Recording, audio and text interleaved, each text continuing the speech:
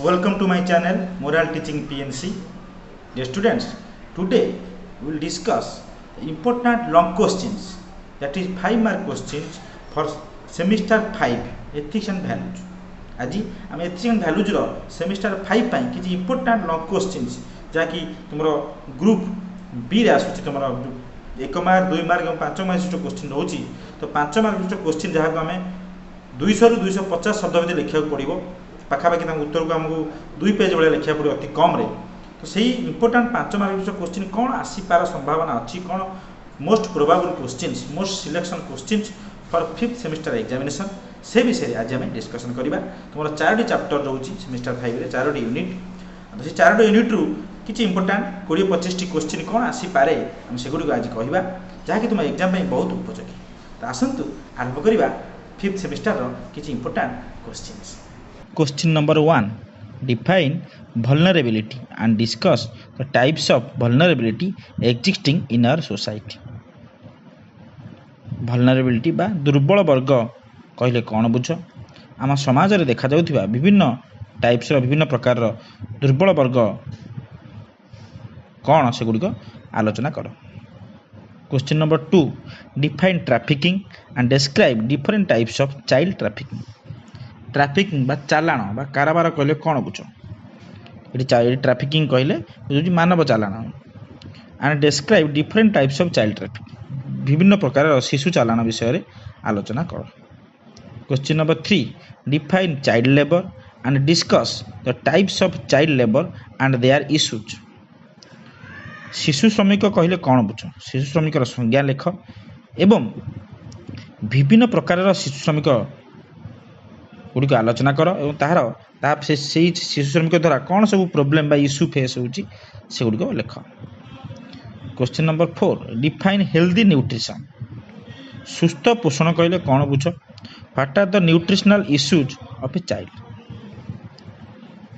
अर्थ होची पोषणगत समस्या गुड़ी कौन एक शिशुर से गुड़ी आलोचना कर. Question number 5. What is child abuse. Discuss different types of child abuse. शिशु निर्यातना कौन विभिन्न प्रकार शिशु निर्यातना विषय रे आलोचना कर. Question number 6. Why is it said that the senior citizens in our society are unheard and invisible. कहीं आम समाज वरिष्ठ नागरिक मानक वृद्ध वृद्धा लोक मानक अणदेखा और अणशुणा करा जाउछि. Question number 7. What do you understand by the term burden on economy with respect to senior citizen. वरिष्ठ नागरिक को कौन पाई आम अर्थनैतिक उपर बोझ बोली कह जाउछि यार अर्थ कौन यह एक्सप्लेन कर बुझा. Describe the physical insecurity being faced by senior citizens. और वरिष्ठ नागरिक माने सम्मुखीन होउथिबा शारीरिक असुरक्षित विषय रे असुरक्षितता विषय रे आलोचना कर. Question number 9. What are the major health issues among senior citizens. वरिष्ठ नागरिक मान क्षेत्र में मुख्यतः कौन कौन स्वास्थ्य समस्या देखा जाए सेगुड़ी आलोचना कर. Question number 10. Why active social life is important especially for senior citizens. वरिष्ठ नागरिक मानक पई बुढ़ा बुढ़ी लोक मानक पई सक्रिय सामाजिक जीवन रो महत्व कौन ता विषय लेख. Question number 11. How the youth in India can play a role in helping senior citizens in the country lead a life with dignity and respect.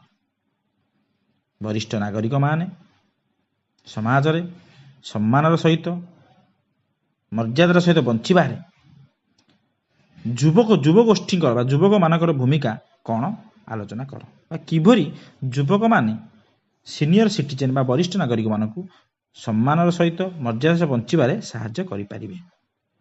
Question number 12. Define disability and discuss different types of disability. अक्षमता बा भिन्न क्षमता कौन विभिन्न प्रकार disability अक्षमता विषय रे आलोचना कर. Question number 13. Explain the salient features of rights of persons with disability act 2016. भिन्नक्षम लोक मानकर अधिकार संबंधी ଅଧିନିୟମ 2016ର ପ୍ରମୁଖ ବୈଶିଷ୍ଟ୍ୟଗୁଡ଼ିକ ଆଲୋଚନା କର। Question number 14 discuss the factors responsible for disability. ଅକ୍ଷମତା ପାଇଁ କେଉଁ ସବୁ କାରଣଗୁଡ଼ିକ ଦାୟୀ, କେଉଁ ସବୁ କାରକଗୁଡ଼ିକ ଦାୟୀ ସେଗୁଡ଼ିକ ଆଲୋଚନା କର। What is discrimination arising from disability. Discuss with examples. ଭିନ୍ନକ୍ଷମ ପାଇଁ କ'ଣ ସବୁ ଡିସ୍କ୍ରିମିନେସନ୍ ବା ନିର୍ଯାତନା ଆସୁଛି ସେଗୁଡ଼ିକ ଉଦାହରଣ ସହିତ ଆଲୋଚନା କର। ଡିସ୍କ୍ରିମିନେସନ୍ କହିଲେ ନିର୍ଯାତନା ବା କିଛି ଭେଦଭାବ, ଯେଉଁ ଲୋକ ଭିନ୍ନକ୍ଷମ ହେବା ଦ୍ୱାରା ସେ କିଭଳି ସାଧାରଣ ଲୋକଙ୍କଠୁ ଭେଦଭାବ ଅନୁଭବ କରୁଛି, କିଭଳି ନିର୍ଯାତନା ଅନୁଭବ କରୁଛି, କିଛି ଉପଯୁକ୍ତ ଉଦାହରଣ ଦେଇ ବୁଝାଅ। Question number 16 describe the issues and challenges of third gender people. ତୃତୀୟ ଲିଙ୍ଗ ଲୋକମାନଙ୍କ ସହିତ ଜଡ଼ିତ ସମସ୍ୟା ଗୁଡ଼ିକ ଆଲୋଚନା କର। Discuss the various discriminations faced by third gender people. ତୃତୀୟ ଲିଙ୍ଗ ଲୋକମାନେ ସମ୍ମୁଖୀନ ହେଉଥିବା ଭେଦଭାବ, ନିର୍ଯାତନା ଗୁଡ଼ିକ ଆଲୋଚନା କର।